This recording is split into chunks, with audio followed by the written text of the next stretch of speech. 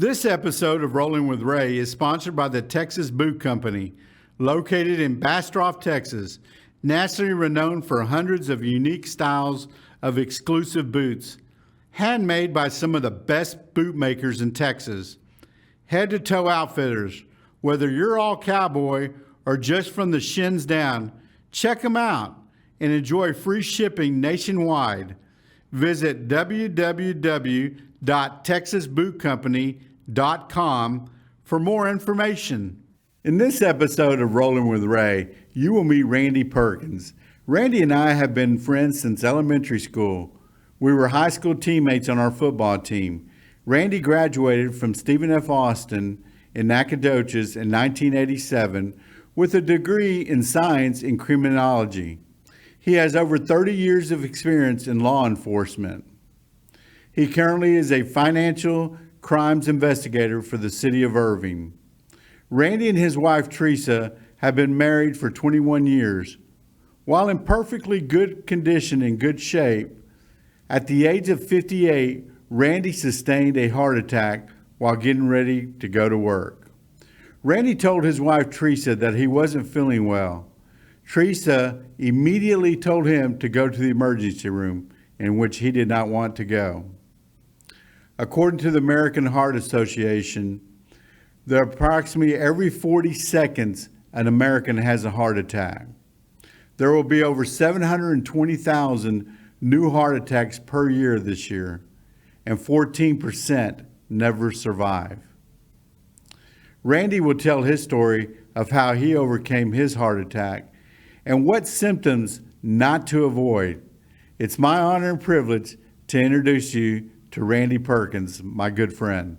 Well, thank you very much, Randy Perkins, for showing up to my show called Rollin with Ray. What have you been up to the last couple of days, man? Just working. I did get a round of golf in Monday. Yeah. Monday afternoon, yeah. So that's pretty much work and golf when I can. So how many days a week do you play golf? One, at least one, sometimes two. I'll get with my brothers and some friends on the weekend. We usually at least play once on a weekend. Sometimes during the week, it depends on work. Yes. So, because, my brother David, he loves playing golf, and he probably plays 2 or 3 days or 2 or 3 days a week.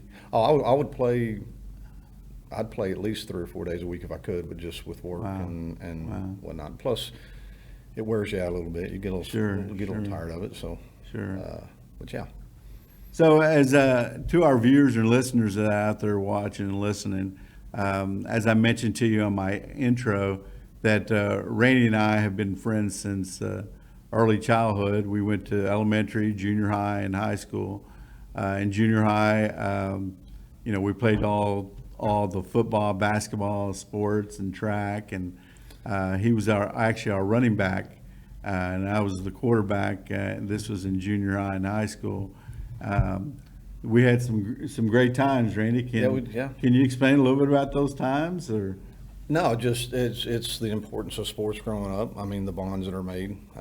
We still have close relationships with all the guys we played with in high school. We have that little get together, every couple of times a year. Yeah, we try to the tribe. Yeah, and so yeah, it was growing up. It was sports was the center of everything. Sure, absolutely. Year round.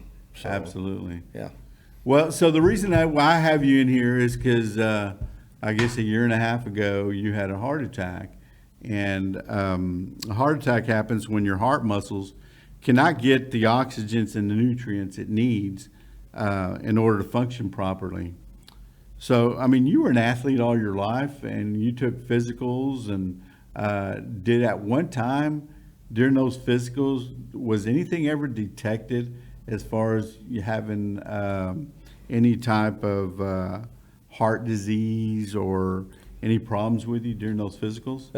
Not clot-wise. That was basically the issue, but I had high blood pressure, cholesterol. I was on cholesterol medication. So yeah, I mean, there were some things, and part of that you're just going, hey, I'm getting older. It's just sure, it's absolutely. Just what happens, and yeah, I kind of slipped a little bit. There, work-related stuff. You don't always have the time to work out like you wanted to, or be as active in that regard as you want to, and diet.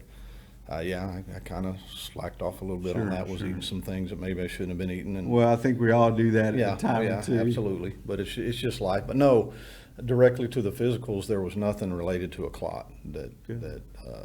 which is basically what my issue was That's great. with So take us back. It's Monday morning, and you're getting ready to go to work. I'm sure you probably get up at 6:30, 6 o'clock, 7, I don't know. Can you describe some of your symptoms that you were going through? Yeah, leading up to that, I mean, the days before, I just remember being real tired. I felt like I was just draining Fatigue. energy. But again, you don't think anything. That's the last thing I thought was, it was related to my heart. But no, about 4 o'clock in the morning, I woke up and just felt this pressure. It wasn't painful. It was just very, very uncomfortable. And so I got up. I just gotten a little chocolate lab puppy, and I took her outside, and I was out in the backyard with her. And it was probably 4:30 in the morning, and I kept having to bend over because I was like having trouble catching my breath, and my legs felt heavy, and I just, you know how we do. Were you dizzy? Not really. It was just very uncomfortable, and like I said, I felt like everything was real heavy, and so I went in and was gonna, hey, I'm gonna go to work. I will rub some dirt on it. Right. I had no idea what it was. I went in, took a shower, and I got out, and I told my wife Teresa what the deals, what I was feeling, and thank God she was there. Sometimes she travels, Sure. but she was there because she said, "No, we're going to the ER." And I'm like, "No, because you're going to go there and it's going to be crowded, and you're going to sit there for 2 hours, and they're going to get you in there. They're going to tell you it's Indigestion. yeah, or something indigestion, like that. heartburn, or something like that." And she was insistent upon it, which I'm glad she was, because that basically saved my life. Right. Because once we got in there and they diagnosed what it was and everything that happened after that happened, they basically said, had I gone back to sleep, I might not have gotten back up. So Wow. So I'm glad she was insistent that we do that, Right, because right. I don't think I would have done it on my own, because like I said, I didn't think it was a major issue. Sure. And part of that is not being like educated, and you always think this is something that's going to happen to somebody else. Right. That's what happens. It doesn't happen to you, but yeah, it does. And that's one reason I brought you on the show, is because I want you to actually tell our viewers and listeners, the symptoms, and that don't hesitate to go to the emergency room, because had Teresa not done what she did, you and I may not be sitting here today talking. Right. Or it could have been more severe. And yeah, it's whenever you're getting any kind of symptoms. I mean, everybody talks about the classic things, the pain in the left arm, or the left side of your neck or jaw or whatever. I had none of that. Mine was in my back. Sure. On like my left shoulder blade. That's where all the tightness was. And when I woke up that morning, there was like it literally felt like someone was hugging me real tight. And like I said, it wasn't painful in that regard. I mean, everybody, when they think about heart attacks, they think about Fred Sanford, Right. But no, that's it. I'm not saying it's not like that, but I can only speak to my experience. And my experience was I had no idea what it was. Sure. But there were things that I learned after this, that were symptoms that that were there, the fatigue. And I think that was one of the big ones, because I would go from very active, wouldn't get a lot of sleep, all those years working patrol and, deep nights and stuff like that. You just got used to going without sleep, but you were still active. Never felt tired like that most of the time, but probably about 6 months leading up to that, I would come home from work, and I would sit on the couch, which that's another big no-no, and fall asleep. Mm-hmm. And then I'd wake up, go to bed, might sleep pretty good. I wake up in the morning, I felt like I'm still tired. Wow. So the fatigue, I think, was a big one that I missed. Just thinking, hey, you're getting older, and Sure. low T, I don't know, whatever. Right. Who knows? I never equated it to an issue with my heart. Right. And- So you had a stent procedure done? Mhm. Can you explain to our viewers and listeners what a stent procedure is, and how long did that process take, and Were you in any pain when that, of course, I'm sure they put you under? Yeah. Yeah, that was the And they did that day or that morning. oh yeah, it was we just lived right by the hospital, Denton Regional there, and what, 5 minutes away maybe, and she hauled me up there, and I go into the emergency room, and it wasn't like I thought. Remember, I thought I was going to be crying. No, there was nobody there, and so they told them. So they immediately take me in this room, and they start hooking me up for an EKG, and I was real impressed with the hospital and all the staff, and especially the cardiologist, Dr. McKenna. But they hooked me up to this EKG, and through the EKG, they can tell, hey, something's going on. Well, I didn't know that. All of a sudden, people are rushing in, and I'm kind of like trying to look at Teresa, like, hey, what's going on? And next thing I know, they're wheeling me down the deal, and no one's told me. I don't think this is a heart attack. I know something's going on, but right. I'm like, again, you expect the heart attack, what you see is like it's painful, and you fall down and you're dead. And they're wheeling me down, and they take me in this one little room, and the guys, I thought it was going to be like a chest x-ray. And the guy says, hey, have you ever had one of these? And there's a chest x-ray? Yeah, I've had chest x-ray. He goes, no, a heart attack. And that's when I first learned, what? No way, it didn't even feel like a heart attack. Honestly, that part wasn't painful at all. And he said, yeah, they're going to put in a stent, and, we're putting you under. And I already had IVs, and they'd done all that stuff. And the next thing I knew, before I could even like talk and say, hey, wait a minute, I blinked out because of the anesthesia. Sure. And woke up, I couldn't tell you how long later. I know it was later that day in the hospital room, and Teresa's there, and she tells me, yeah, you have a heart attack. They put a stent in. I had 99% blockage in that artery. One of the arteries? It's on the back. It's the circumflex artery back there. And fortunately, it wasn't, that's not good, but fortunately it wasn't the one on the left side. But that's what was causing you the problems, because you're always fatigued. Yeah, no blood flow. And it was told to me that, it was kind of like a perfect storm. Like, yeah, you had some blockage, but like some broke loose and just, it's like a drain pipe. Sure. And it just caught there, and 99% blocked there. So, I was lucky because. Right. Wow. So a stent is basically just a metal mesh tube that holds or blocks your arteries for the blood to get through your heart. Right. And so you had that done, and you look like you're in great shape today. And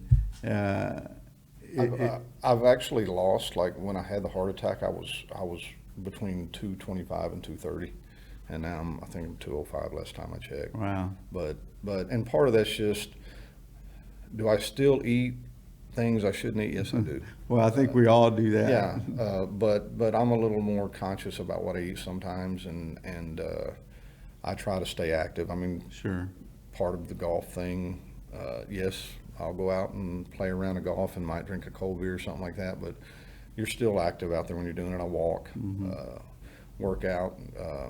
So yeah, it's try to eat better, try to get some cardio in 3-4 times a week, and just rest is a big thing too. Sure, absolutely. So, yeah. So how long is the recovery once they did the stent process, and were you able to go to work the next day, or No. did you take a couple weeks off?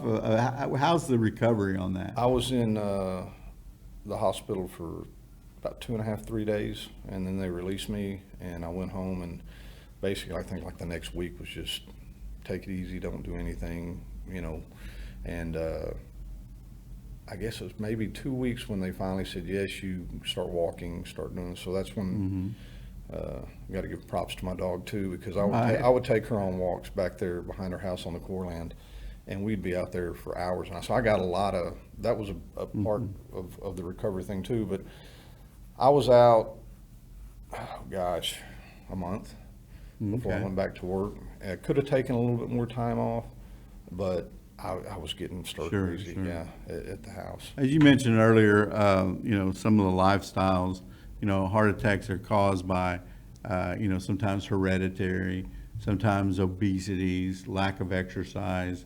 So what, I know you kind of mentioned a little bit of what you're doing today. So what are you doing today to prevent you from having another heart attack? Just staying healthy, eating the right foods? Right, and I'm still on medication.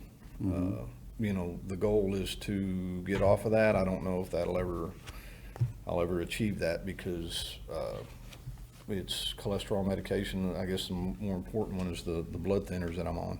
And also another thing too, that a doctor told me my blood sugar was high, and this was maybe 3 years before, which is and he put me on metformin, which is, you know, it says you're pre-diabetic and it's supposed to help you. And so yeah, I take those medications. Don't monitor my blood sugar like I should, but I know that it's never been higher than, like, I think the highest I ever got was like 140, and that was back. But since I've been taking the metformin, it's, last time I checked it, it was like 115, 120, which I think that's right. You know. So how do you manage your stress levels today? Golf. Yeah, being active, hanging out with friends, family. Me and Teresa will sit on the back porch by the fire pit. You know, I started playing the guitar again. I started trying to play the guitar again. Let's put it out, I'm not there. But no, I'll go upstairs and noodle around on the guitar. And, you know, I've one thing that's really helped my stress level a lot anyway is I don't watch the news anymore. Right. You know, because it's, you know, look around. I don't intake that stuff too much, and just try to relax. I mean, the job, it's a job. It's important and I enjoy it and everything, don't get me wrong, but I don't put as much emphasis on that as I used to. So, and exercise, yeah. You're currently in law enforcement. How demanding and stressful is that job that you're currently doing? I know you're a crimes investigator, is that correct? Financial crimes. Financial crimes? It's laborious sometimes, and every job has its stresses, but that what I do now is nothing compared to when I was in patrol. Like in patrol. And what those guys and gals, you know, have to put up with now. Yeah, it's stressful, but like I said, it's a job, and when you keep it in that context, you don't let it bother you as much. Right. The things that come along. So having a heart attack or any type of trauma really puts a perspective into one's lives. What do you tell your loved ones, your wife, your children, your friends, you know, about life today versus the before pre-heart attack? It was humbling, and physically. Was there a lot of trauma with what I went through? No, not compared to some of the other guests you've had and other experiences people have had. Physically, it painful wise and all that stuff, it wasn't that bad, but it was kind of like, it was real humbling, like on I guess a mental thing, because it makes you realize you're that close. You're that close, and that's the thing that kind of motivated me to, like, take better care of myself and kind of keep your finger more on the pulse of things, is because that was the thing that scared me more than anything else. It's like, how would that leave, you know, people that I care about, my friends, definitely my family, my daughters, my sons, my wife, my brothers, good friends and everything. I mean, you know, so that was the scary part about it, and that's kind of what motivates me. And I would tell everybody, just monitor this stuff. I mean, check your blood pressure. You know, go to the doctor. Definitely, there's so many people that don't get annual physicals. And that was my next question: is the importance of? Can you let our viewers know that the importance of going to get a checkup? You know, if you haven't been to the doctor in 6 months or a year, you really need to go, because I know people that are like, I'm okay, I'm not going to go to the doctor. Yeah. And you know what? These people need to go to these doctors just to get a physical of anything. Well, yeah, and it's just if you're not going to the doctor, you could have, like, be pre-diabetic or have, like, high cholesterol, you know, blood pressure issues and whatnot, and you don't know it. And it's because you're not going to the doctor, and the importance of that is if you go and it's detected and you catch it early, you catch it early enough for there to be some type of, you know, medication they can put you on, or, something to help you divert the results of not doing that. And there's people I know that had diabetes and never knew it, and then a year after they find out, they're losing a foot. So if anybody's having symptoms of the heart attacks that you're mentioning, of course, what are the first steps they need to do? Go to the emergency room and then go to the... Listen to your wife or your no, you go to the emergency room. Yeah, absolutely. Because I'm sure you did not want to go to the emergency room. No, I didn't, for the reason I said. But that's the thing. That's another thing that's changed in this, because I've been back since, thinking I was having some symptoms there that, like, and she did the same thing. She said, "We're going," and it ended up being nothing. Right. Okay, but it's better to be safer than sorry. Exactly. I would rather go there and exactly what I was worried about. You're going to sit there for 2 hours and then it's going to be nothing, and then you get this medical bill. I'd rather have that than the alternative of what would have been. So just get it checked out. Swallow your pride. Go to the emergency room. Sure, absolutely. Get it checked out. If there's something there, it could save your life. If it's not, right. Okay, you had to take a day off from work and. Right, exactly. You got an ER bill. So when I first asked you to come on the show and talk about heart attack, I know you were kind of a little hesitant about, well, Ray, all the people that you have on the show, they're doing, they're doing fabulous things, and you know what? It's about the people doing the impossible, and you have overcome this heart attack, and now you're educating many viewers out there that are listening that the symptoms of a heart attack. Yeah. And I appreciate you being on this show and telling your story.